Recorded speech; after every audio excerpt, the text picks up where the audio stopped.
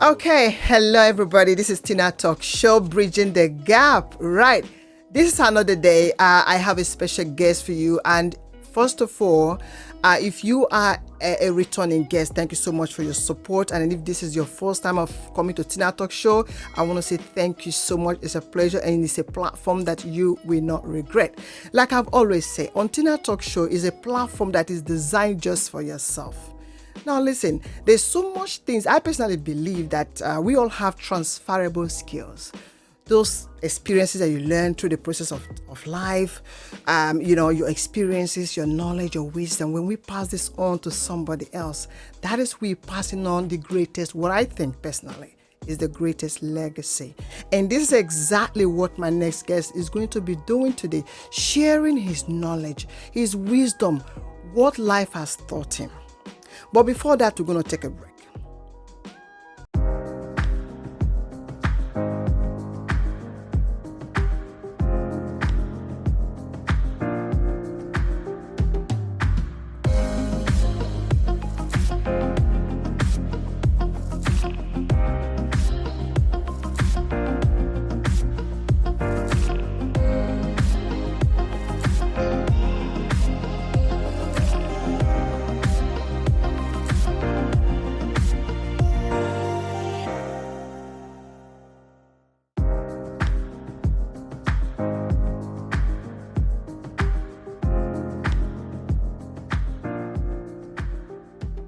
Okay, welcome back, audience. Now, my next guest is a UK based, is a big shot on social media platform right now as we talk, Inspired for Change. But before Inspired for Change, I'm gonna take him through the journey before he becomes that person that is out there inspiring the world today. So yes, thank you so much, Guled. Thank you, It's a Tina. pleasure having you. Thank you for coming to TinaTalks show. Thank you for having me. I appreciate it. Yes. It's a pleasure. I really can't emphasize enough how much I really do appreciate this moment, making your time, because I know you're a very busy person out there. Never busy for you. Never, mum. Thank you so much. It's a pleasure.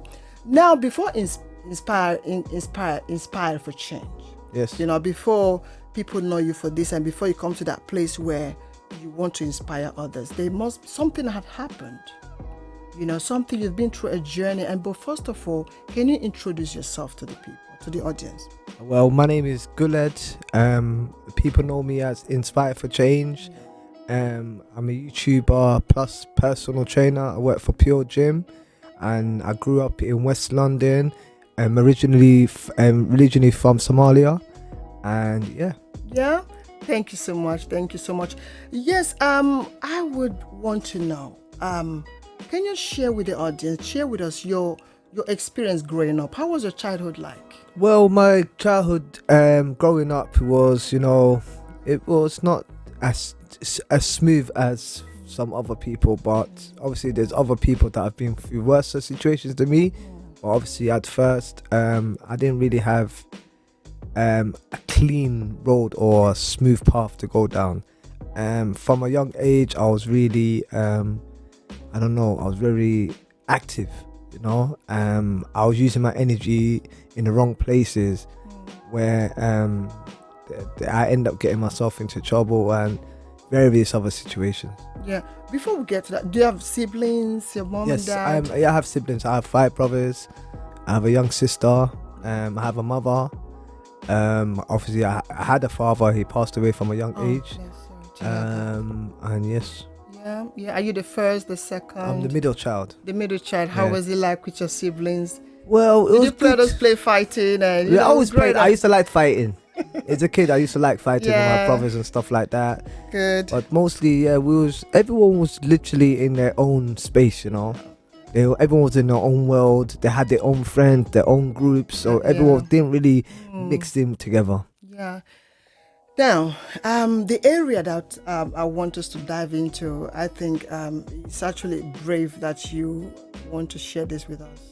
But your prison sentence. Okay. Going to prison and all that. Can you tell us the first time you first got arrested The first time I actually got arrested when I was 10 years old. When you were 10 years old? Yes. Wow. I was silly. I was 10 years old. It was literally 2000. Got arrested in 2000. I remember. I was silly. I was with another guy called Muhammad. He was from Iraq. The guy was a couple of years older than me, and he was going to a behaviour school for the kids, that got kicked out of mainstream. They take you somewhere. It's like a centre, a study centre. So I meet up with this guy. He told me, you know what, let's go. I'm going to teach you something today. Oh, okay, you want to teach me something? I said, come, let's go. He said, do you want some free games? I said, yeah, why not? And I said, all right, cool. And I remember I have brothers at home. So I wanted to bring some games for my brothers as well. So we have some new games to play. So I end up going to Paddington and Central London. I end up going to HMV. There used to be a store called HMV where they used to sell games and CDs and stuff. Really a long time ago. I went into the store and then I end up shoplifting, you know. Wow. I end up taking like 4 or 5 CDs. After that, I put it in my hat. Literally, I put my hat on like this. Seriously? Yeah, literally like a kid. I'm only 10 years old. Thinking 10 that years old? no one can't see me. I'm like this, put this down. As soon as I do that, I walk out. As soon as I walk out the entrance, they grab me from the back of the head. Come here, young man. My heart stopped. I was like, oh my God. So where's this guy this time? That said, come, let me teach you. I'm gone. It's gone now. Somehow, woof, woof. And you were like, oh my God, where is this gone? Yeah, and I just say, who's the, I was nervous. I said, no, don't worry. Of course. Wow. And so 10 years old, did your parents come or? Oh yeah, my mum. I was not even worried about getting arrested. I was more concerned about my mum. The look on in a mother's face. Oh, let's get home. Call, when she gets the phone call, she has to come all the way to Central London to come get me. So I'm there. They put me in a cell, you know. Imagine I'm 10 years old. They put me in the police cell. Yeah. In the police cell. They put me in a cell for maybe, I remember because I got arrested at 3 o'clock, 3:30 p.m. and I end up getting released 10 o'clock at night. I was in a cell maybe 6-7 hours by myself. Yeah. Wow. And my mom come get me and my brother, and they let me go and they give me a caution to go. And then go. Yes, you were kind of like expelled from school, and you kind of special kind of school. What were the reason why you were expelled from school? Well, I used to like fighting, you know. Our first school that I got kicked out was, I see a boy, he was bullying my little brother. He's 1 year younger than me. I see one guy in my year tried to bully him. So my brother was in year 1 and I was in year 2. So my brother come to me cry and say, oh, this guy beats me up. I was like, oh, which guy? This guy? So, oh, the guy in my class. I said, don't worry, I'm going to beat him for you. Then I beat him up. Then the head teacher say, oh, this guy is too much trouble. We need to exclude him. So my mom said, all you guys have to go out to school now. Wow. My mom took all the brothers and then took us to a different school. When I go to the different school, I was there for 3 months. Then I get kicked out for breaking the teacher's arm. Breaking the teacher's arm? Yeah, by accident. But yeah, definitely. She held my hand. She told me to sit down. She tried to control me. Sit down. Calm down, Guled. Calm down. I said, no. Then I put my leg out and then accidentally she hit her arm on the table and she break her arm, and that's it. Alas, finish. No more school. No more school from that time onward. I mean, one would think that a normal 10-year-old child or a child, because it's very common with kids, kind of like defending their brothers or their friends and fighting and all that. The reason why I ask that is, how did it come to the point where you get expelled? And now I can see why that happened, because of that. So did your parents appeal against it or something? Well, or they just... My mom didn't really appeal against it. She was struggling with her own, with her life. She had the other boys to think about. Currently at that time, I remember her sister passed away, and then her mom passed away 2 months after.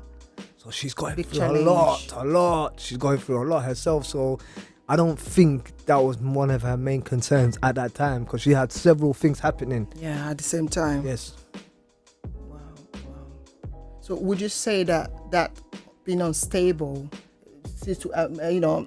mentally, or the situation was very tough for your mother, added to this idea of of what was happening with your mind and being Yeah, distressed? she when obviously we come from an African background, and you just think, he's just being a child, and when he gets older, he'll grow out of it. He's very active, and there's male role models in the community that can stand up and say, yo, this kid needs this.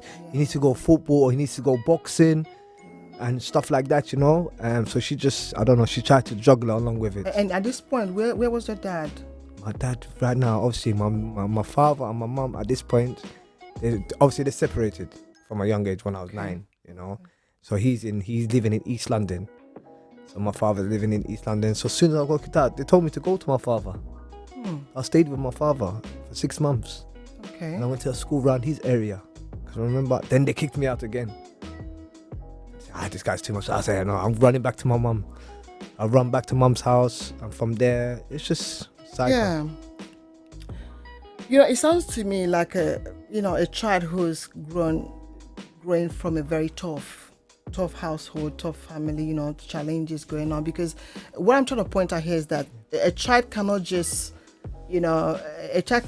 behave in certain abnormal way if there's nothing behind it, if you know what I mean. So we could see where all this kind of like behavior could stem from. Yes, yeah, you're mom right, and dad not together. Yeah, stuff like that. It could trigger it. Yeah, it could trigger a lot of things. Why children can become, because by the look of it, 10-year-old, and behaving the way things was happening around you shows that there's more to it. And that's what parents don't tend to understand, that there's more to children's behavior, especially when there's that separation. When the two parents are not together, it really plays a lot in children's mind. 100%. It goes to bury in their subconscious mind. 100%. Yeah. Wow. Now, I've spoken to you before, and also going through your social media platforms, I've seen that you've been arrested. How many times have you been arrested? What, in my life? Yes. I can't remember the last time I was arrested, thank God. But I think I may be arrested or convicted. Convicted? Maybe 13 times conviction. 13 for conviction. 13? Yeah, that's like in and out of prison? All of it under the age of 21 though. Wow. All my convictions under the age of 21. Nothing over my when I was an adult, it's always when I was a child. Started from 10, then after 15. So that's the first time I went to prison, when I was 15. So yeah. Wow. Because your story caught my interest.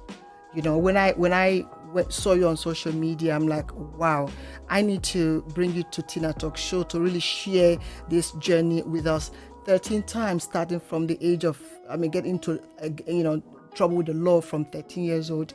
What was going through your mind in all this thing? And first of all, the first time you got convicted in prison, how was it like? Can you tell us a little bit about actually being in prison? Okay, the first time I got convicted in prison, it was for robbery. For robbery? So street robbery. I was 15 years old. I committed the offence when I was 14. But I got convicted when I was 15. And I went to prison. Obviously, the first time I've gone to prison, obviously, it's very, very scary sight, for a young man. They took me out of London, so I'm in a van for maybe 1 hour, thinking, where's these people taking me? Of course. And then it stops. You're here, you have arrived. And you think, what's waiting for you on the other side? I know. Wow. Oh my God, then you open. Are you okay? Were you crying or something? Oh, I was just shocked in it. I was numb. Yeah. More numb than yeah. About not sure of what, kind of no like emotion, really. It's just numb, and it was roughly the same time when my father passed away as well. My father passed away maybe 2 months before. So it's roughly, so I could see the situation. It was numb. I go into the prison, then I look around everywhere, but I just listen. The first night I just listened. In the induction, I listened out the windows. All these kids, they sound like hooligans. Is it like a young adults? Yeah, young prison? adults. It's like 3 floors. They have so much windows, so there will be like 50 windows, and everyone's out the window. I'm just listening, nosy. Do you know this guy? Shut up! I'll see you in the morning. We're gonna fight in the morning. Watch. So I'm That thinking, must be scary. whoa. Where am I? I'm just mind my business and be quiet. Wow. Yeah. That was the age of 15. 15 years. Now 13. 13 times in prison. So what were No, all 13 times convicted. I said. Yeah. No, 13 times. Okay. No, Oh, conviction. No, the convictions are when I've been convicted from the police. okay. Going to prison. Going to I've been to prison. prison 3 times. Okay, 3 times. Yeah, Okay. so whoa. Okay. Oh, yeah. Oh, whoa, taxpayer, I am sorry. This is sorry for the taxpayer. Exactly. I am sorry. You can't be telling they're gonna have a heart attack. Is this where all my money has gone? I said no, we don't want this. Go on. Not 30 times. No, 3 times. 3 times. 3 times. So tell us about the second one. Obviously, the first time I didn't learn my lessons, I was the new kid on the block in the hood, in the neighborhood. Gone to prisons. So the kids are, wow, how is it in there? I think I'm the cool kid. Yeah, wow. I'm cool. Who wants to be my friend? And after that, then I end up realizing. After that, I end up realizing where I got to 17, and then I end up getting convicted again. Once I got convicted when I was 17. Again, it was a joke, and then I come back out, and I went back in when I was 20. When you were 20, you went back to prison. Yeah, and that's it. That was it. Yeah, I said, this is long. What was the life in prison? Because I had that experience, like you already know, guys. I was sentenced to prison as well, so I understand what it feels like. But I want to know how was it? See, with you, Yeah. you are a very educated woman. Oh, thank you. You went to I go. tried. You've gone to school. You've studied. After prison. Yeah, after prison. Yeah, after You prison. didn't go to school before prison. No. Really? It was after prison. I went back to uni. I went to uni to study. Kind of trying to reinvent But what myself. about when you was like young? Yeah, I went to secondary school back in Africa. Yeah, you went to secondary school. Yeah, So you learned some sort of form of discipline. This is where I was lacking. Exactly. That's So when I go prison, there's no discipline.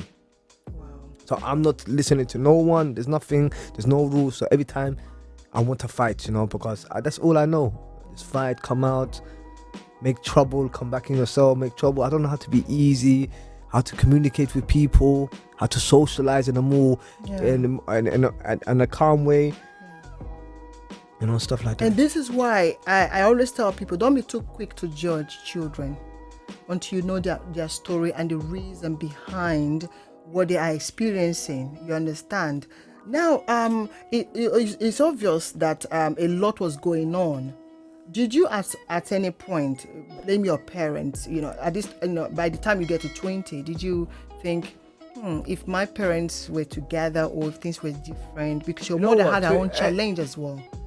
To be honest with you, Tina, I'll be honest with you. Like, I had friends that lived in my area that had both parents, that were both working, and they were still in my same situation.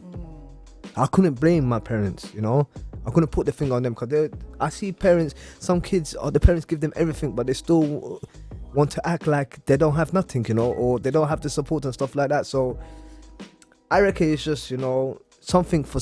I think everyone has their own journey in life, so it's not. I think parents put too much pressure on themselves. Don't do that to yourself, That's very considerate. Don't put think that way. don't put too much pressure on yourself. This is life. This is your test. This is your trial. Everyone has their hardship, Your hardship may come from your children. So don't stress yourself. And there's a reason for everything to happen. Yeah. Because we might not see it at the beginning when we are all in that water. Yeah. But as time goes on, you begin to see what you say now. We are all on our own journey. Yeah, and things happen in order to prepare us for that place where we are going. Yes. So you just make sure you just give them the right tools for your child. So if they make the right decisions or the wrong decisions, at least you're giving them the tools. Yeah. If not, then obviously it's life, because when this child, this is God's child, it's not your child. Yes, that is so true. So parents are carers.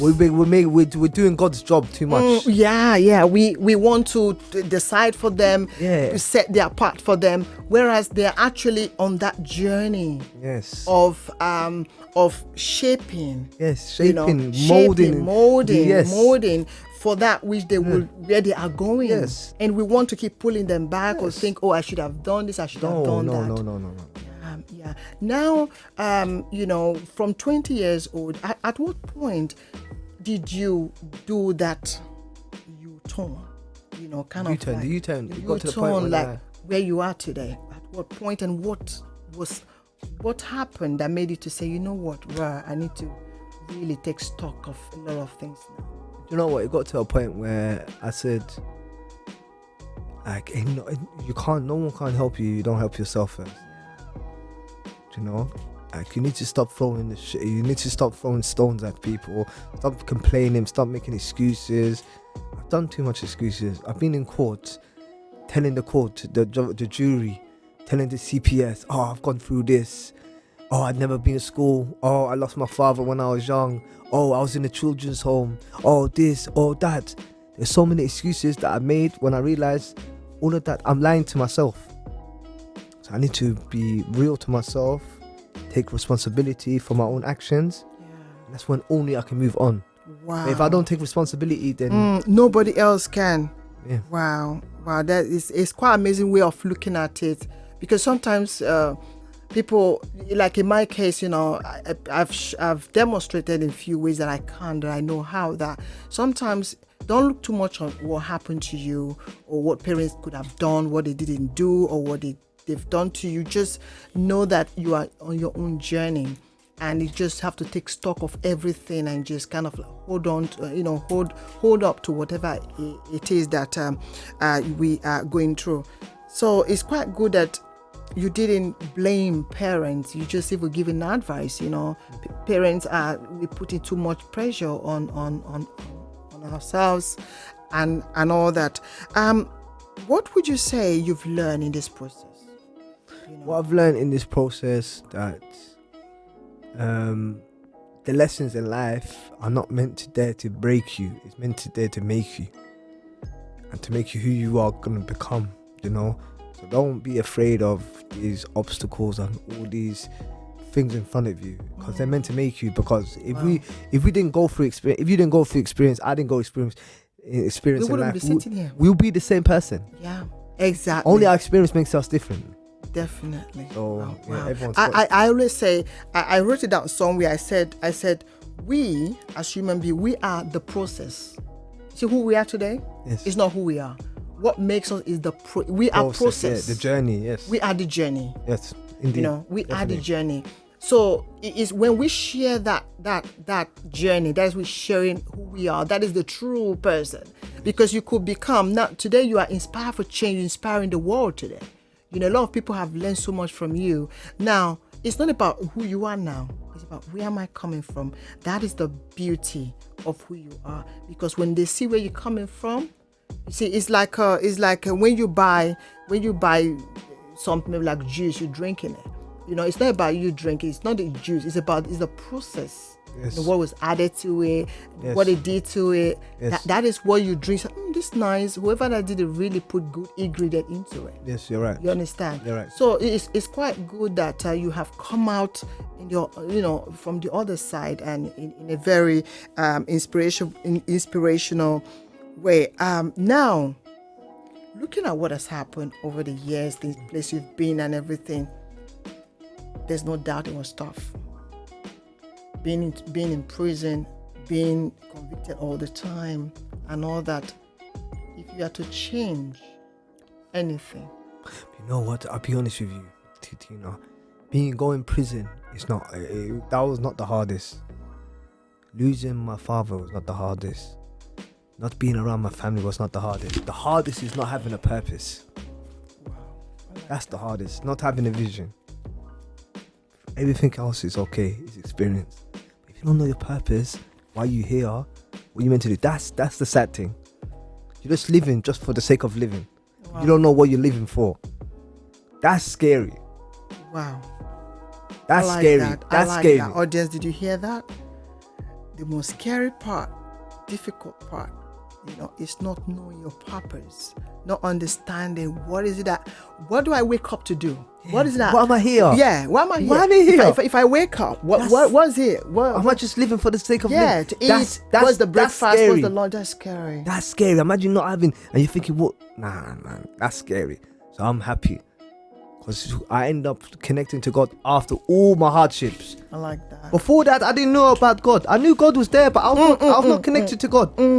After all of this hardship, then I've gone back to God. Then I read the Quran. Okay. So this is why I went through this. Okay. Then I was grateful because He looked after me. I'm here. I'm healthy. It could have been worse, you know. At the moment, it was very scary, but I'm here. It didn't break me, you know. So we kind of appreciate. Yeah, man. But at least I know I got a vision. Yes. That's that. I'm happy. That alone. Since you found this vision, how do you feel?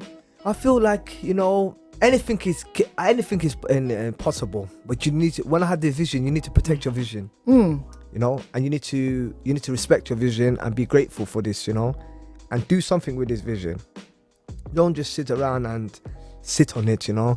Make something out of this vision. Make something out of this gift that God's given you. God's giving you a second chance. So now you need to make something out of it. Yes.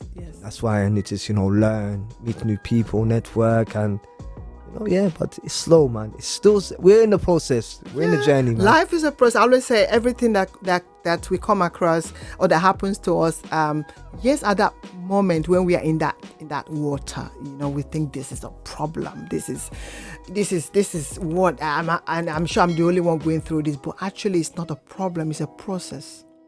You know, it is something. There's something about, you know, you what they say, the tougher your experience, it means that you are, the greater you are message or greater assignment that you have, you know, because you can't like, for example, like you, I mean, the way you are, you know, people really following you. Just imagine 20 something, I mean, over thousands of people behind your back right now. In order to be able to carry them along, you have to have that tenacity. You have to have something to offer them. You have to have something. And in order to have that something, God has to prepare you. God has to give you that message for them. Every time you need to follow this guy on social media, YouTube, Inspire for Change. There's so much you can learn. Okay. Now listen, there is, you know, people follow you because you've got message for them. And how I always tell people, we go to university, we want to acquire a certificate. You know the process it takes. The sleepless night, I have to drink coffee to stay awake, keep my eyes like that, to make sure the assignment is done. We go through that process. We even pay to go through that pain of trying to get that certificate. We enjoy it. We sign for it. But what about life? What about God? How does God train us? How does God prepare us for that place where university give you a certificate to go and teach somebody, pass the knowledge that you've learned, someone's ideology, to pass it on to somebody else? That is what school is. Someone's ideology of a certain areas of life. Yeah. But God himself has a way too in passing on. How do we think that God wants to teach us? It's through the process. Through the experience. Through the journey. You understand? Because where he's taking you to, in order for you to get there, he will prepare you, you know, to be able to give you that certificate. So when you stand, when the word comes out of you, if it's something, I don't know if you like me, sometimes I watch my video and I say, where did that idea come from? I know you surprise yourself sometimes. Where did I get these words coming out of my mouth? Yeah, I know. You know, and if you look back, you see like, whoa, I mean, there's a lot in me. So God, when we're going through a situation, yes, it's tough. We've been to prison, we've been through all those things, but that is what I call God's university. You know, so let no one tell you. So one question, something just came to my mind. Did you go back to school after the expel? Did you at any point in your life? And how did you learn education from 10 years old? No, you know, from there it was rocky road, you know. I ended up getting most of my education once I was incarcerated. Yeah, man. Education. I went in there, they put me on key stage in entry level 1, then 2, then 3, then went on to level 1. Literacy, level 2 literacy, and move on from there, you know. So yeah, most of my education I got it whilst I was inside in prison, you know. Amazing. I came out, I went to uni, You did? I went to go and study health and social care. Okay. You know, I've completed the first year. I've managed to get into the second year, but unfortunately, due to the COVID and stuff like that, I didn't get all their support from my work coach and stuff like that. I was at home by myself, so the work, you know, they said to me, you know what, you didn't put in your assignments on time and stuff like that, and you may have to take this year again. So then they cut me off, but obviously I'm gonna keep going. You know. So proud of you. Yeah, thank you. Trust me, I'm so proud of you, how you have, you know, brought yourself so far. And I have to say to you, looking at everything you've been through, I mean, there's only few that so much we can talk about today because of time, you know. But what I've known about you, you are a good inspiration to a lot of generations to come. Any regrets? Any regrets? The only regret would be not taking my education serious at a young age. Yeah. Knowledge is power, man. The more knowledge you have, the more you go easier through this life. The less knowledge you have, the more you stress. You're smart. I know there's people that are smart that stress out, but if you have the knowledge and you have the experience, You mean like academic knowledge? Academic knowledge. Yeah, because I don't want you to lose this fact. The fact that you have learned so much already. More than people that went to the classroom and acquire academic knowledge. Life has taught you so much.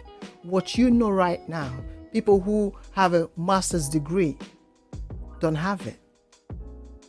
Because the difference is, yes, academic education is good. Okay? Now, I want you to see that, yes, you might, when you look back and I say, oh, I regret. But remember, it was the age of 10.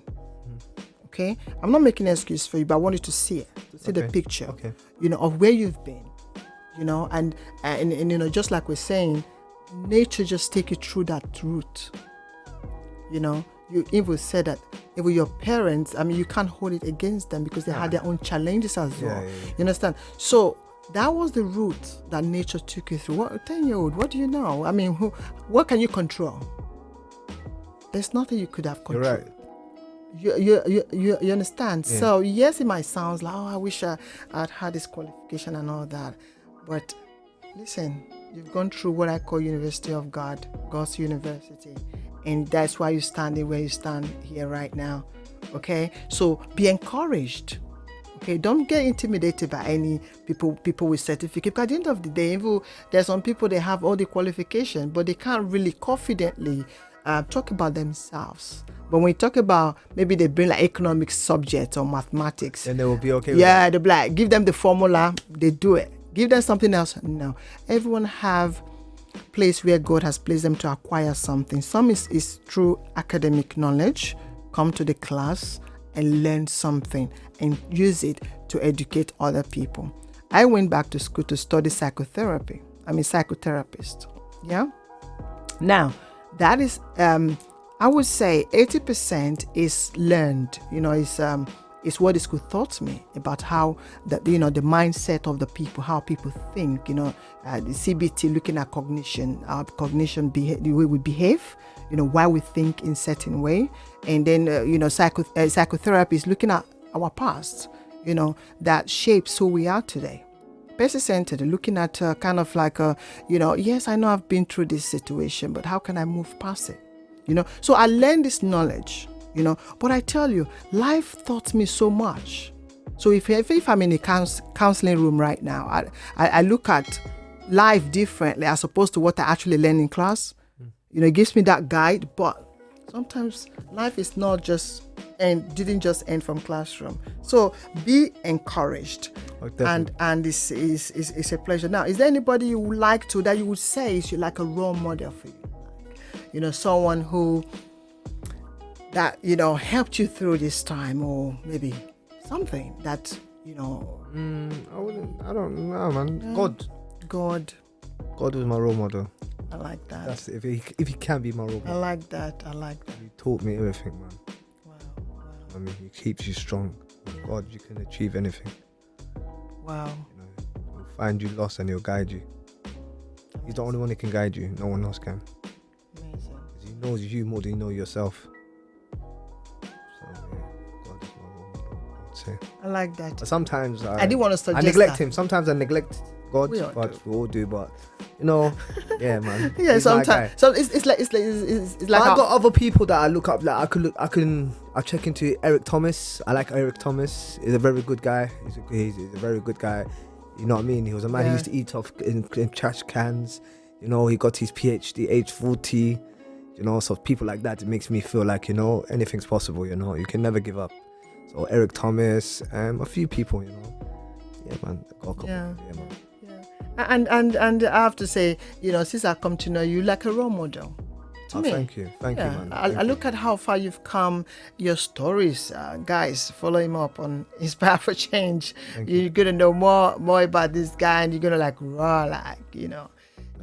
So thank you so much. Thank you, it's a pleasure having you Keep here. doing it. You're doing your thing good. Keep doing what you're doing. Thank you. You know what I mean? Like, if there's more mums like you in this position, trust me, everyone will understand each other. Yeah. You guys can have. Now you're from a Nigerian background. You have a Caucasian mum from a different background, Somali mum from a background, Ghanaian mum, and you guys all come together.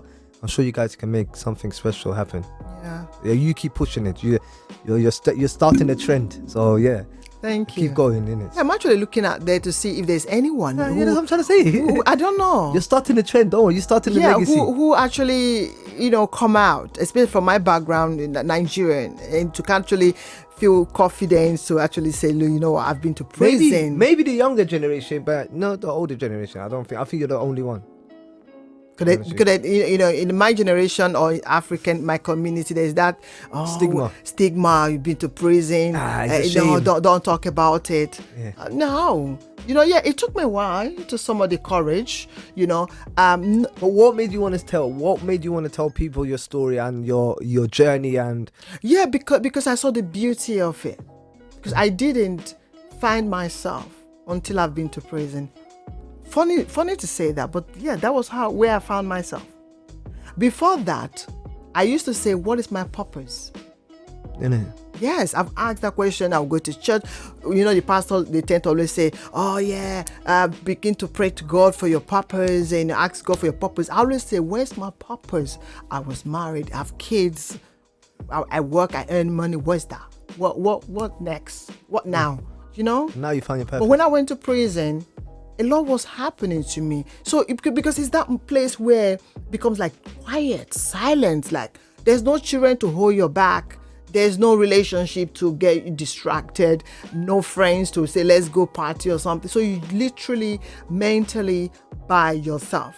You're mentally isolated. So you have nothing else but to think about where is God and who am I on this earth. So that was when I began to put the puzzles together and then discover myself. And funny to say, for those of you who are Christians, you obviously know the story about Joseph, who went to prison and discovered that he had a gift of dream telling. He didn't know that before. See how God can take you to a place so he can activate you. So I was activated in prison. I was elected as one of the not one of the women, the spokeswomen in prison. Over 4,000 women in prison. I was their voice. Look at that. That's amazing. I was their voice. That's beautiful. So I didn't know I have that quality in me that somebody would look at me and say, we want you to be the women advocate here in this prison. So can you imagine how it felt like, what I felt like on the day I went to the board meeting? All these guys with suits, this men, you could see that they mean business, the prison governors, the outside governors, the people from parliament coming to understand what was happening. God, I was the only black girl there, plus one officer that was black. She nominated me for that post. I had to speak on behalf of the woman. You spoke? Yeah, because I was in that position where anybody have any issues, they come to see me or I go to see them, to talk, bring it to the board, Fantastic. So a lot of things, I came back, I realized, what? I've been to prison. I discovered my purpose. I have no regrets. Alhamdulillah. You understand? I have no. If you ask me now, would you regret, or would you change anything? I said, no, because I wouldn't be who I am today. Yeah. You know. So I want to say thank you so much for coming to Tina Talk Show to Thank you share for having me, definitely. your amazing journey. And audience, thank you so much. You know, like always, this platform is designed for you. Tina Talk Show, a lot of you right now, you have story to share. You think you don't have story, but listen, you have it. Okay, and this platform is designed just for you. Come and share your story. Let the world know the beauty of what, you know, that lies behind what you are doing. Are you an artist? Whatever it is, have you been through that journey of life that you think, you know what, I think I want to share. I want to begin to talk about it because someone else that is on the ground, I want to help lift them up. That is what I call ministry. You don't have to stand on the pulpit. You know, ministry is sharing that what God has given to you, that transferable skills, your knowledge, your wisdom, your understanding. People are committing suicide. People are getting, they don't know where to stand, no inspiration, no motivation. Be that change that they need in order to fulfill their purpose. Thank you so much. If this is your first time of coming to this channel, I want to thank you. And if you are a returning guest, thank you so much for continuing to support me on this channel. And thank you. And stay blessed until next time. And bye for now.